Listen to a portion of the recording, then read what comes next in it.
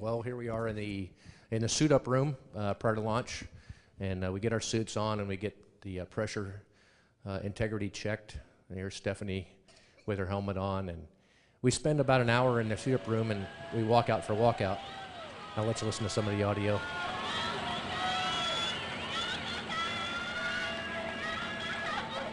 People were excited to see Naoko.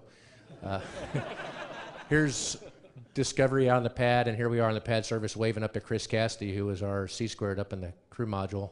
Here we are in the process of getting strapped in. Dottie's just getting in and real excited about going for a little flight here. Just shortly before launch, the orbiter access arm with the white room moves out of the way. I'll let you listen to this. Engine start. 300. Auto, and we are going on the tower. 3 for 7 seconds. There's the rule. LVL8. LVL8, next. Houston, Discovery, roll program. Wow. Delay, Discovery. About 60,000 feet. It's quite a ride on the boosters. How about that, huh? Crazy. There's some power behind it. Yeah.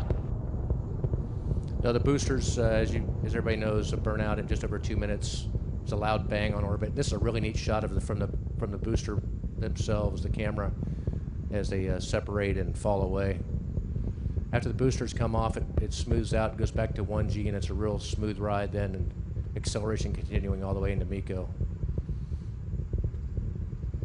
And from what we hear on the ground, it was a spectacular launch, pre-dawn, and there you see some time-lapse photography of it. This is the booster cloud lit up by the sun just after sunrise.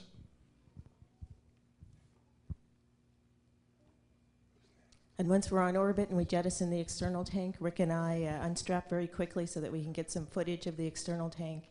We also get busy to work transferring our launch vehicle into an orbiting vehicle. We open the payload bay doors, and you saw Rick and Naoko working those procedures. On flight day 2, we did our vehicle inspection. So this is Dottie flying the shuttle arm. She and Jim are working together to move the shuttle arm over to our orbiter boom sensor system. There are sensors at the tip that we use to inspect the wing leading edge. And so we spend a great deal of flight day 2 doing that inspection. When the arm camera looks overhead, we're able to wave through the windows and say hello to our friends and family back on Earth. And then when the inspection is done, we place the boom back in the payload bay. Also on flight day 2, we check out our EVA suit. So Rick and Clay were working hard as we were doing the inspection to get that work done.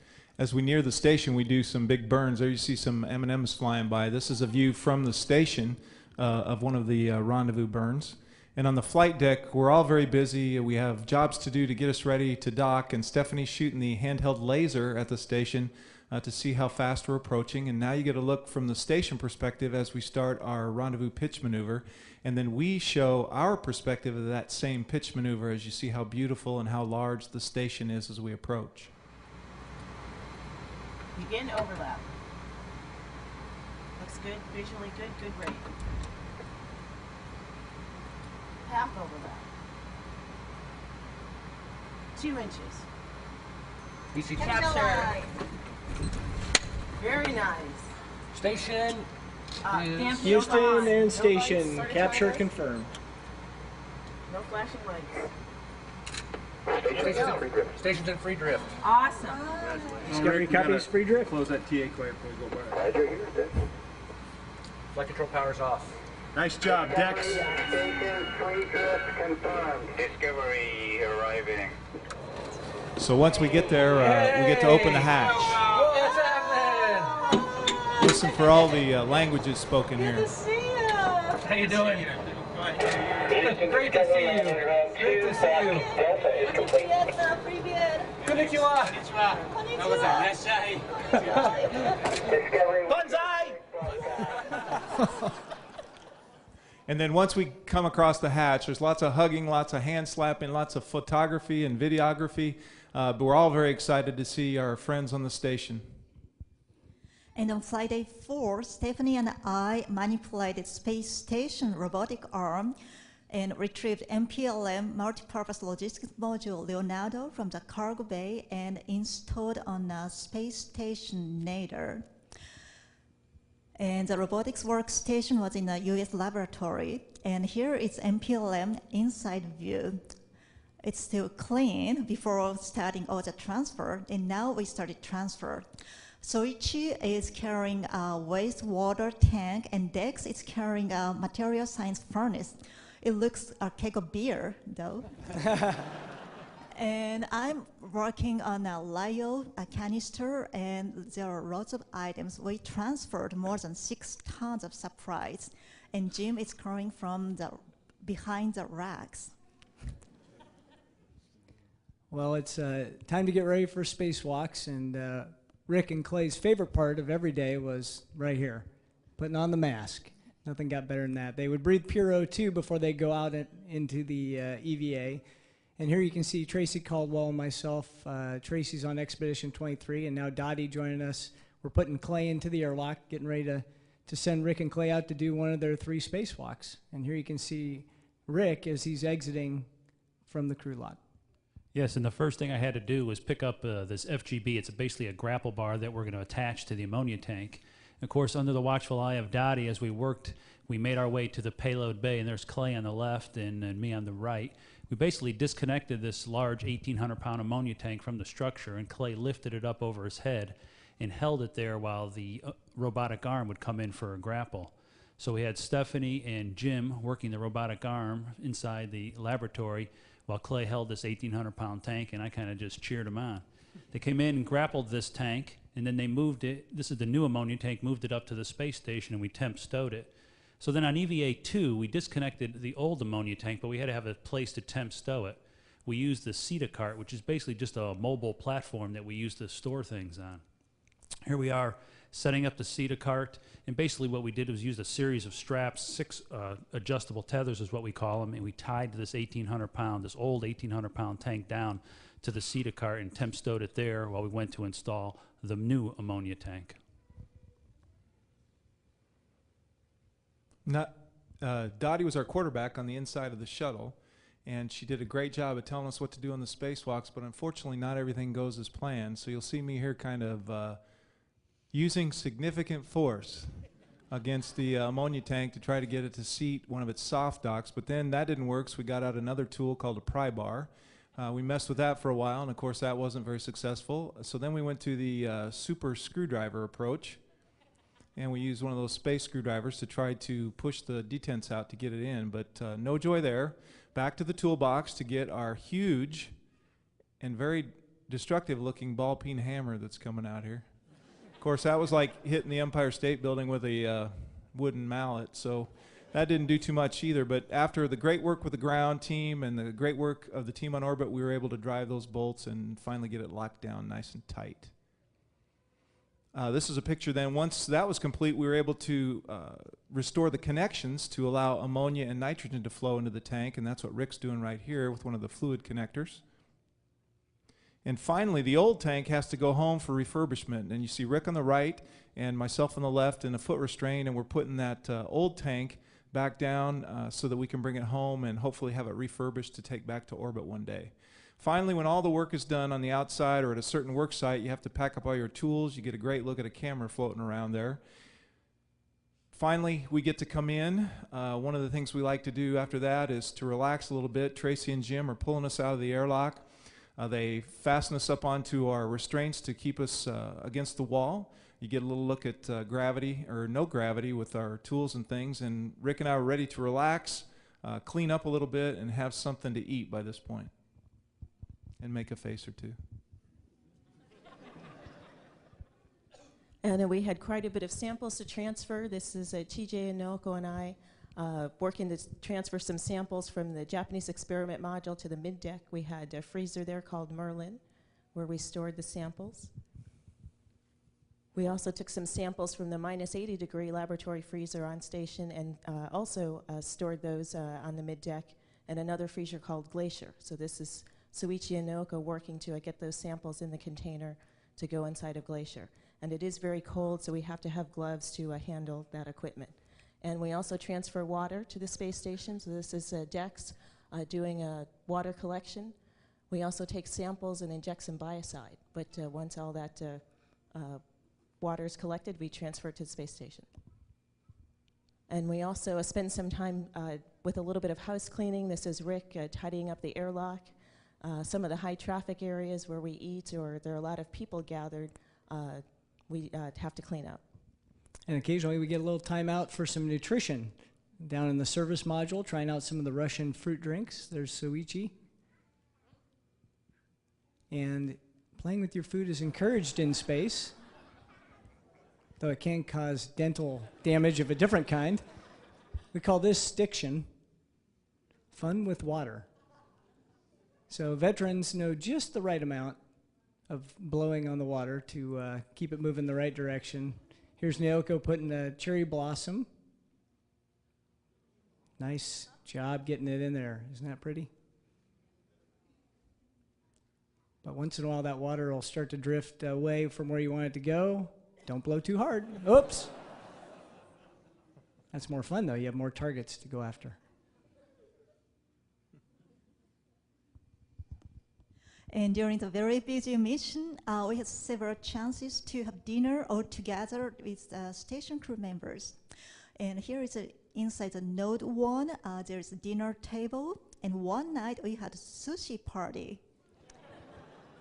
As you see, we have seaweeds and steamed rice, and we got fish from Antarctica.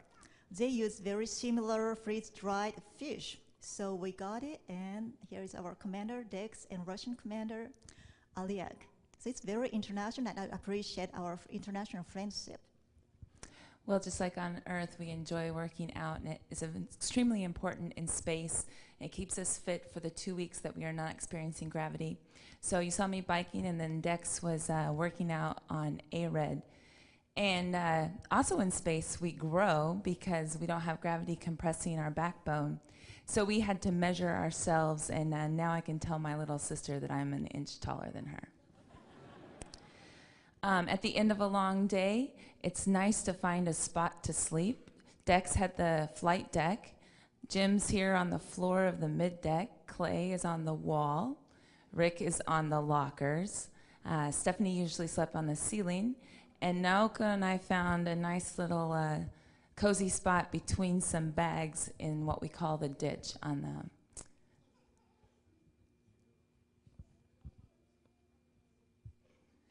And then the other time that we have free time, we enjoy looking out the windows, and especially the brand new module, the cupola that STS 130 brought up. Here we're looking over a place that's near and dear to us all. We're coming up on a night pass over Houston and then the Louisiana coast, and we'll come into daylight. And eventually, in just a short amount of time, we will end up over Ireland, all in just a small bit of a pass, and it's just incredible to look at our Earth.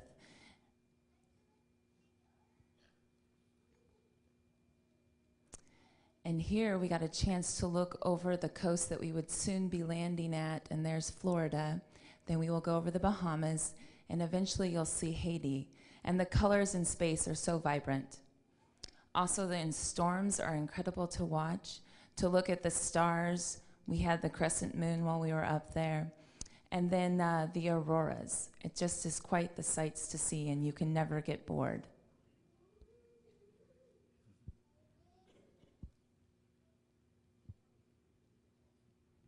And the vehicle itself is beautiful as you go from dawn into full daylight, or from daylight into dusk and then to darkness.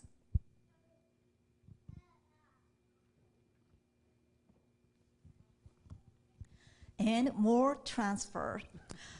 I and Soichi are installing WOLF, Window Observational Research Facility, which has ultra spectrum sensor and scanners and cameras, which enhances our Earth observation capability. And it weighs more than 1,000 pounds, so you have to be very careful when transferring. And Stephanie and Dex are configuring the racks for re-entry, and I'm checking the final configuration inside MPLM. And this picture was taken after we completed all the transfer activities, and we signed on a piece of foam. And Clay, Dex, and Soichi closed MPLM hatch, and Stephanie and I manipulated space station robotics arm again, and reverse MPLM into the cargo bay again. So first, I used hand controllers to unverse MPLM from the station, and then Stephanie manipulated hand controllers and put it back into the cargo bay. So MPLM weighed more than 10 tons, so we had to be very careful and steadily control the hand controllers. One of the traditions is to get to leave your patch on the Node 1 wall there. You can see Dex shaking hands with Oleg, the two commanders, as we were preparing to depart.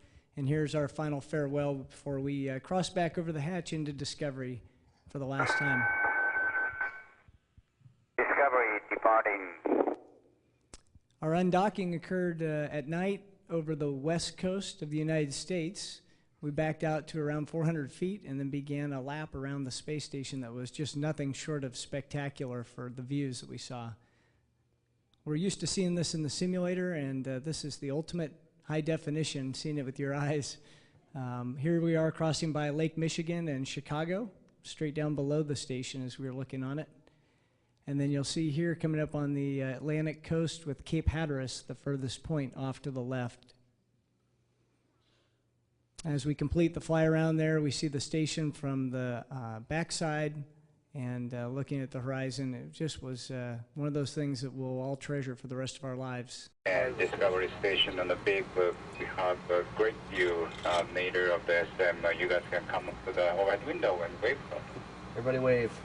You taking pictures with the 800? Yeah. Here, get in there. Still a team, even when we weren't together anymore. Now that all our mission objectives are complete, it's time to get the vehicle ready to go home. One of the things we do during the deorbit prep time frame is close the payload bay doors and get our orbiting spacecraft ready for re-entry. Then, of course, we get into our orange launch and entry suits and strap ourselves into the seats. Dex in the left seat, Jim in the right, and they were backed up by Dottie and Clay up on the flight deck. You get a great light show. This is lights flashing out the overhead window, basically APU exhaust flashing out the overhead windows, while out the front window, the glow of the nose as you re-enter just forms all these different colors the hotter it gets. And then there's the tail glowing in the overhead windows. A couple of sonic booms. When we come back to Florida, we had a great entry over the continental U.S., northwest to southeast. Here we are flying around the heading alignment cone, Jim taking his turn at the stick.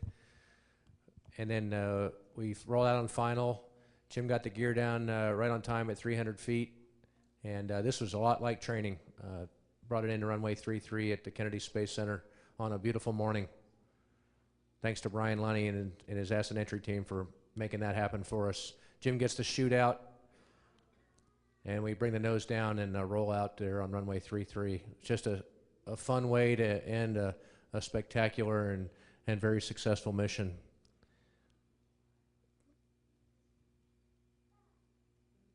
And here we are on the runway. Post-landing, everybody was just feeling great. The docs really know the right protocol to get our fluids back in our body, and we all just did a great thing.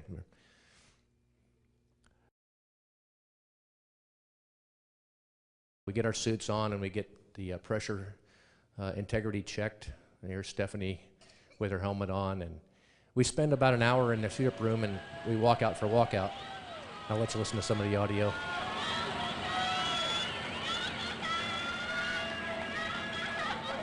People were excited to see Naoko. Here's Discovery out on the pad, and here we have boosters. How about that, huh? This is crazy. There's some power behind it. Yeah. Now the boosters, as everybody knows, burn out in just over 2 minutes.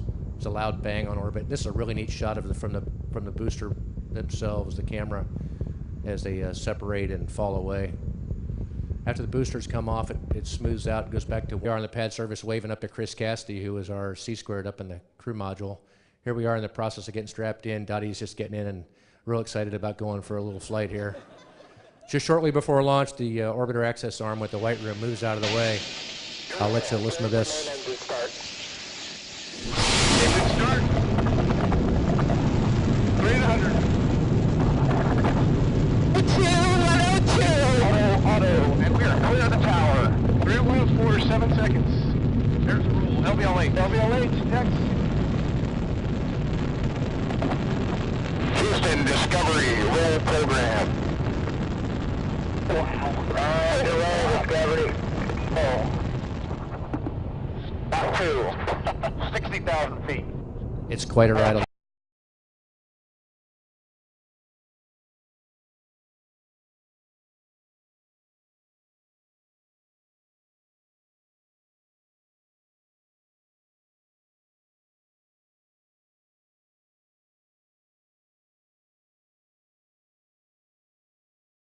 Well, here we are in the suit-up room prior to launch, and